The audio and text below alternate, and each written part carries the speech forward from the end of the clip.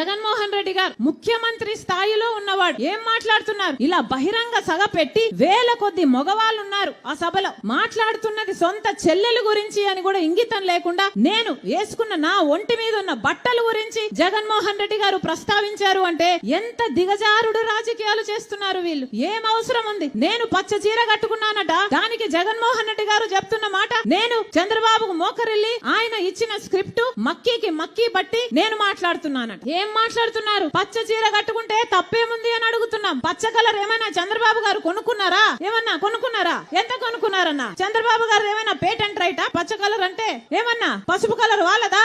జగన్మోహన్ రెడ్డి గారు మర్చిపోయినట్టున్నారు. సాక్షి ఛానల్లో, సాక్షి పేపర్ లో ఎల్లో కలర్ ఉంటది, పసుపు కలర్ ఉంటది, పైన గుర్తుందా? పసుపు కలర్ ఉంటది. దానికి రాజశేఖర రెడ్డి గారు ఆ రోజు చెప్పిన మాట ఏ తప్పేముంది, పసుపు అంటే మంగళకరమైన రంగు, అదేం టీడీపీ వాళ్ళ సొంతం కాదు అని ఆ రోజు రాజశేఖర రెడ్డి గారే సాక్షికి పసుపు రంగు పెట్టించారు. పసుపు అన్నది మన వంటల్లో కూడా వేసుకుంటామే, అది టీడీపీ ఎప్పుడు కొనుక్కుందన్నా? వాళ్ళ సొంతమా అది?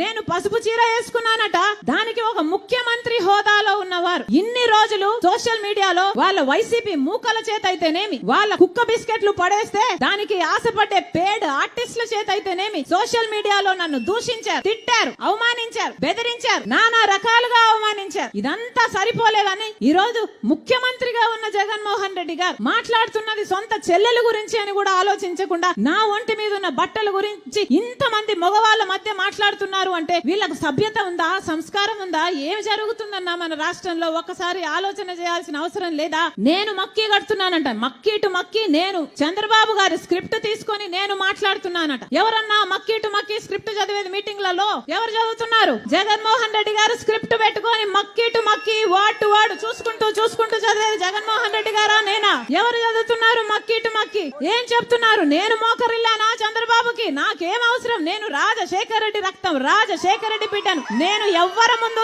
ఏ రోజు మోకరించలేదు, అందుకే మొండిగా ఈ రోజు వరకు కొట్లాడుతున్నా. నా గురించి ఎవడు ఏమి రాసుకున్నా, ఏమి అనుకున్నా ఏ రోజు పట్టించుకోలేదు రాజశేఖర రెడ్డి బిడ్డ. ఎందుకంటే నాకు తెలుసు నా గుండెలో ఉన్న నిజాయితీ గురించి. ఈ రోజు మోకరిల్లింది ఎవరు? బీజేపీ ముందు, మోడీ ముందు జగన్మోహన్ రెడ్డి కాదా మోకరిల్లింది? ఎంతగా మోకరిల్లారన్నా? ఆఖరికి మన ప్రత్యేక హోదాను తాకట్టు పెట్టారు, మన పోలవరం తాకట్టు పెట్టారు, మన రాజధాని తాకట్టు పెట్టారు, మొత్తం అన్ని మన ప్రయోజనాలు అన్ని తాకట్టు పెట్టుకున్నారు వాళ్ళ స్వప్రయోజనాల కోసం. ఢిల్లీకి వెళ్ళినప్పుడల్లా మన రాష్ట్ర ప్రజల సమస్యల గురించి మాట్లాడుతున్నారా ముఖ్యమంత్రి గారు? అవినాష్ రెడ్డిని కాపాడడం గురించి మాట్లాడుతున్నారు. అవినాష్ రెడ్డి ఎక్కడ అరెస్ట్ అవుతాడో బెయిల్కు తెచ్చుకోవడానికి, లేకపోతే వాళ్ళ మద్దతు తెచ్చుకోవడానికి వెళ్తున్నారు తప్పితే ప్రజల గురించి ఎప్పుడు మాట్లాడుతున్నారు వీళ్ళు కాదా? అసలు మోడీకి దత్తపుత్రుడు అని చెప్పడం లేదా? బీజేపీ నాయకులే చెప్తున్నారే జగన్మోహన్ రెడ్డి గారు మోడీకి దత్తపుత్రుడు అని. మరి జగన్మోహన్ రెడ్డి గారు బీజేపీకి వారసుడా, మోడీకి వారసుడా, లేకపోతే రాజశేఖర రెడ్డి గారి వారసుడా? ముమ్మాటికి మోడీకి వారసుడు. ఎందుకంటే రాజశేఖర రెడ్డి గారు బీజేపీని వ్యతిరేకించేవాడు. అలాంటి బీజేపీకి జగన్మోహన్ రెడ్డి గారు మోకరిల్లుతున్నాడు అంటే ఈయన రాజశేఖర రెడ్డి గారి వారసుడు కాదు, నిజానికి ఈయన మోడీ వారసుడు. ఆఖరికి మణిపూర్ గడ్డలో క్రైస్తవులను ఊచకోత చేసింది బీజేపీ పార్టీ, ఆర్ఎస్ఎస్ కలిపి. కనీసం అప్పుడైనా నోరిప్పాడా జగన్మోహన్ రెడ్డి గారు?